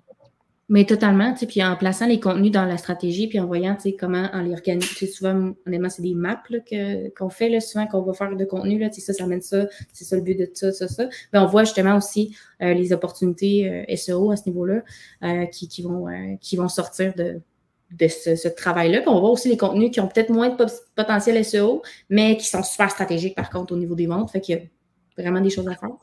Oui, le document de sécurité du TI, au pire, c'est pas super grave s'il ne se rank pas sur Google, tant qu'on est capable de le montrer au bon moment à la bonne personne. C'est clair que ça dépend de chaque contenu. Anthony qui demande, lorsque tu es dans une plus petite équipe, 4 employés, quelles sont les actions à prioriser pour générer le plus de leads qualifiés? Je vais donner ma version, puis après ça, Justine, tu compléteras ou tu diras si tu as un autre avis. Là. Mais je pense que le nombre de personnes dans l'équipe ne fait pas vraiment une différence sur le parcours client puis ce que tu devrais faire comme contenu. Ça fait juste une différence sur le temps que vous avez, évidemment, pour créer du contenu, pour démarcher des clients, etc. Donc, c'est de voir quelles affaires je devrais faire en premier puis quelles affaires je devrais remettre à plus tard. Puis pour moi, évidemment, je ne connais pas votre situation exacte, là, mais le premier step, c'est clairement de regarder, OK, est-ce qu'en ce moment, je fais des ventes? On espère que oui. Si oui, ils viennent de comment? Est-ce que c'est des gens qui me découvrent? Est-ce que c'est du bouche à oreille? Est-ce que c'est machin? Puis, c'est possible de partir de ça puis se dire comment est-ce que je peux aller une étape de plus. Mettons que c'est beaucoup de bouche à oreille qui amène votre clientèle. Ben, vous pourriez vous dire, OK, c'est le bouche à oreille, c'est vraiment bon. Je vais essayer de plus capitaliser là-dessus en regardant comment je peux prendre mes clients actuels puis les inciter plus à faire du bouche à oreille.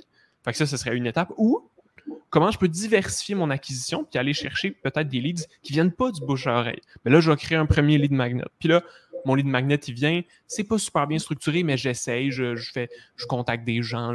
Même si c'est pas parfait, mieux vaut faire quelque chose que ne rien faire puis attendre que ce soit parfait. Puis tranquillement de construire ces blocs-là. Puis là, ben, évidemment, je pense vraiment à l'approche de on est 4 puis on n'a pas un budget énorme non plus, mais du moment où vous commencez à avoir du budget un peu plus, puis dire, OK, j'ai des clients qui viennent avec le bouche-oreille, puis j'aimerais ça essayer de développer quelque chose d'autre, mais c'est là où engager une agence comme Guépard devient vraiment, vraiment intéressant parce que là, ben, c'est même plus dans vos mains. Vous le déléguez, puis à côté, ben, vous continuez à avoir de l'acquisition client, puis là, bon, on vient faire un investissement sur un nouveau canal ou sur améliorer notre canal existant, puis ben, ça vous libère, vous, votre temps pour closer, pour créer le contenu, etc. C'est une excellente réponse, vraiment. Puis, tu sais, peut-être la chose que j'ajouterais à ça, c'est souvent, vous en avez déjà du contenu qui existe, puis vous ne le savez pas. Tu sais, pensez à toutes les soumissions que vous avez déjà faites, les présentations, peut-être que vous avez faites en une chambre de commerce ou quelque chose. Tu sais, souvent, les gens ont beaucoup de contenu, puis ils savent pas ou ils s'en souviennent pas. Fait que moi, ce que je propose souvent aux petites équipes, c'est juste regarder ce que vous avez maintenant, là, aller fouiller dans vos drives, là, voir qu'est-ce que vous avez déjà créé, puis est-ce qu'il y a moyen de peut-être réutiliser ce contenu-là pour tout de suite puiser, créer rapidement quelque chose. Puis sinon, bien souvent, moi, ce que je vais conseiller aux gens, typiquement, les entreprises ont beaucoup plus de contenu de décision parce que c'est plus naturel pour l'entreprise de présenter ses services que d'aborder, mettons, le sujet d'une manière plus éloignée.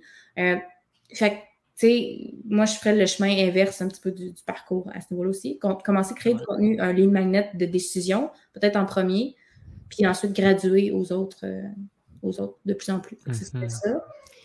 Puis l'autre conseil que j'aurais à une petite équipe, ben juste vous assurer que votre gestion des leads, c'est défini clairement c'est qui prend en charge quand il rentre, c'est quoi les étapes que vous avez. Juste ça, ça peut vraiment sauver parce que même dans une petite équipe de 4, s'il y en a un qui fait comme il y a quelqu'un qui a écrit sur le site web, OK, en charge, mais je pensais que c'était toi.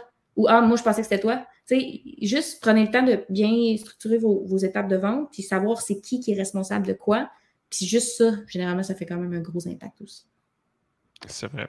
Faut en échapper. Faut pas en échapper qui est pas encore hyper structuré, au moins de rien laisser passer, pas répondre à un lead ou pas de pas faire un suivi, ce genre de choses-là, c'est vraiment la première base qui vous donne vos premiers résultats. Puis avec cette base-là, ben, vous pouvez mieux structurer, avoir plus de contenu, etc. Absolument. Question de Cassandra qui dit avez-vous des conseils pour qualifier des leads via Facebook? Ben, c'est vraiment ce qu'on a dit au début du webinaire, là, dans le fond, que en fait, c'est de rendre plus difficile l'inscription, puis de t'assurer que ton sujet de lead magnet ou que la raison pour laquelle les leads s'inscrivent soit le plus précis possible pour faire en sorte que n'importe qui serait semi-intéressé, il ne s'inscrit pas, puis que les gens qui s'inscrivent, ce soit les plus qualifiés possible. Après, n'importe quel lead magnet va t'amener des gens qui ne closent pas, c'est normal, comme tous les appels que tu fais ne se closeront pas à 100%. Mais le plus qu'on est capable de filtrer ça, le mieux c'est. Puis après ça, quand tu as des premiers appels, que tu vois les trucs, que tu vois la façon que les gens te présentent leurs problèmes, la façon que les gens pas intéressés t'en parlent aussi, ben, ça va t'aider aussi à réadapter ton contenu rétroactivement pour améliorer ton filtre. Cathy qui demande comment identifier le bon lead magnet selon le secteur d'activité. Je ne sais pas si Justine, tu as une méthode pour ça, une formule magique. Oui, totalement. Puis, tu sais, en fait, ce qui est le fun, justement, quand on a un secteur d'activité, comme Charles présentait au début, il faut prendre idéalement un sujet qui est très, très spécifique. Fait que, tu sais, il faut partir du produit, du service aussi, regarder l'industrie par rapport à ça, mais surtout se demander, ben, c'est à qui je m'adresse. Puis c'est pour ça que vos personas sont super importants à cet endroit-là. Si, justement, vous savez que votre produit s'adresse au directeur TI, ben là, c'est quoi que les gens se posent, les directeurs TI, c'est quoi qu'ils se posent comme question, qu'est-ce qu'ils essaient de mieux comprendre, c'est quoi les problèmes qu'ils cherchent à résoudre avec nos services.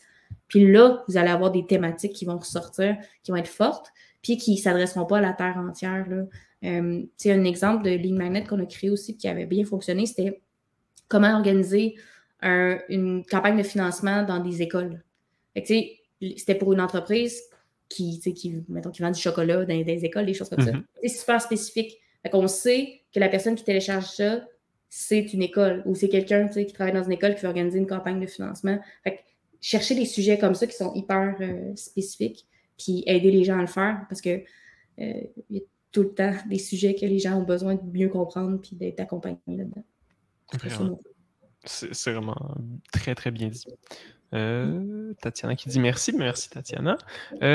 Firial qui demande, est-ce qu'on peut proposer un appel découverte dès le début, genre conversion au groupe Facebook? Mais au final, il n'y a pas de bonne ou de mauvaise réponse à ta question, dans le sens où tu peux commencer en ayant un processus très court, puis te dire, c'est pas grave si tout le monde n'est pas intéressé, je vais essayer de faire ça vite parce que j'ai besoin de clients maintenant, quitte à pas toutes les convertir, puis quitte à ce que ce soit beaucoup de temps pour très peu de résultats.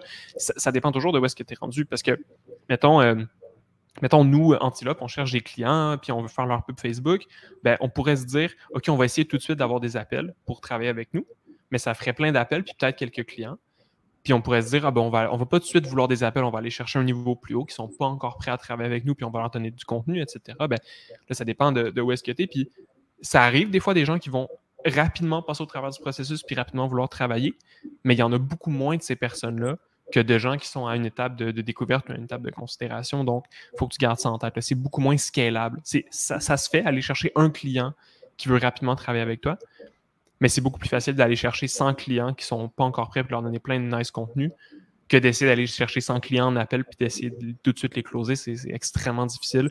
Puis, ou ça se fait des fois avec des techniques qui sont dans des zones grises de pression ou de choses comme ça. Puis là, c'est sûr que c'est encore moins idéal. Mais ça dépend toujours de l'industrie, ça dépend de l'entreprise. De la même façon que des vendeurs en porte-à-porte peuvent vendre des solutions très, très, très chères assez rapidement, mais ils ne vont pas les vendre à toutes les portes, clairement. Donc, à voir selon ce que tu fais. Frédéric. Frédéric qui dit merci beaucoup, Charles, de ta réponse. On est au début de notre entreprise et on ne sait pas trop où se garrocher. Lâchez pas. Oui.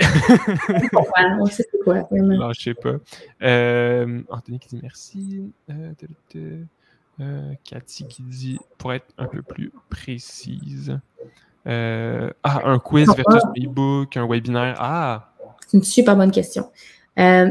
Généralement, là, en fait, moi, ce que je conseille souvent aux gens, c'est d'abord de se demander la thématique, puis après de voir comment ça se place le mieux, puis avec le type de personne avec qui vous allez interagir. Parce qu'il y a des choses, par exemple, si vous cherchez à guider les gens vers une solution, puis à les aider à comprendre, mettons, quelle solution est la mieux pour eux, mais je trouve que le quiz s'impose, parce que dans son format, il répond à des questions puis il pointe vers la bonne direction. Alors que par rapport à un webinaire ou un e-book, moi, je vous dirais d'abord que si vous faites un webinaire ou si vous faites un e-book, faites les deux. Je veux dire, vous avez le contenu dans les deux cas. Fait que si vous faites un webinaire, ça peut valoir la peine d'écrire quelque chose par rapport au contenu que vous avez utilisé dans votre webinaire après. Puis si vous faites un e-book, faites-en un webinaire parce que vous avez déjà la matière. Fait que là-dessus, moi, je dirais faites les deux. Mais sinon, ça va être juste de vous dire d'abord dans quoi vous êtes le plus à l'aise, mais aussi avec votre persona.